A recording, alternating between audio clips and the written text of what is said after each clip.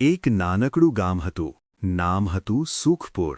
સરકાર તરફથી ગામના કાચા રસ્તાઓ પક્કા બનાવવાના માટે મોટી રકમ મંજૂર થઈ. ગામના લોકોને આશા હતી કે હવે વરસાદમાં કાદવ નહીં થાય અને બાળકો સરળતાથી શાળાએ જઈ શકશે. પરંતુ કામ શરૂ થયું ત્યારે જ કંઈક ખોટું લાગ્યું. સિમેન્ટમાં રેતી વધારે હતી, રોડ પાતળો હતો અને કામ અધૂરું છોડી દેવામાં આવ્યું.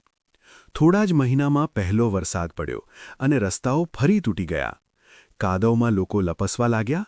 એમ્બ્યુલન્સ ગામ સુધી પહોંચી શકતી નહોતી. ગામનો એક યુવાન, રમેશ, આ બધું શાંતિથી જોઈ રહ્યો હતો. તેણે તસવીરો ખેંચી, બિલોની નકલ મેળવી અને તાલુકા કચેરીમાં ફરિયાદ કરી. શરૂઆતમાં કોઈએ સાંભળ્યું નહીં, પણ જ્યારે સમાચાર અખબારમાં આવ્યા ત્યારે તપાસ શરૂ થઈ. તપાસમાં ખુલ્યું કે રસ્તાના પૈસા અધિકારીઓ અને ઠેકેદારોએ વહેંચી લીધા હતા.